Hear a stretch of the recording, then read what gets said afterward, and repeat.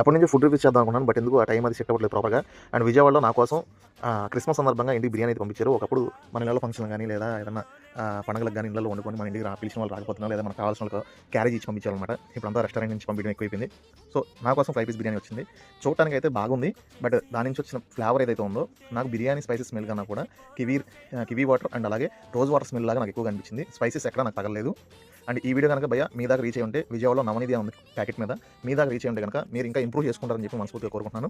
ఇది మిమ్మల్ని ఏదో తక్కువ చేయాలని లేదా మీరు ఏదైతే చేసుకుంటారో మీ మార్కెట్ని దెబ్బతీయాలనేది కాదు, ఇంప్రూవ్మెంట్ కోసం చెప్తున్నాను. అండ్ ప్రాపర్గా ఒక మాస్టర్ చేసిన బిర్యానీ లాగైతే నాకు అనిపించలేదు. అండ్ 5 పీస్కి వచ్చేసి ఏదైతే కోటింగ్ ఉన్నదో కోటింగ్ చాలా తక్కువగా ఉంది, బట్ కానీ ముక్క చాలా గట్టిగా ఉన్నది. అలానే ఒక్కొక్క ముక్కలో నాకు సాల్ట్నెస్ అనేది కొద్దిగా ఎక్కువ తగిలింది. అండ్ గోంగూర విషయంలో చూసుకుంటే గోంగూర నాకు నచ్చలేదు. అలానే కట్ట ఓకే బెటర్గా ఉన్నది. అండ్ దమ్ము విషయంలో చూసుకుంటే కనుక దమ్ పీస్ బాగా బాయిల్ అయింది, బట్ కానీ దానికి ప్రాపర్గా పట్టాల్సిన సాల్ట్ మసాలా అనేది ఏం పట్టలేదు, చాలా చప్పగా ఉన్నది. అండ్ బిర్యానీ కూడా ఓవరాల్గా 10కి అయితే నేను 3 రేటింగ్ ఇస్తాను.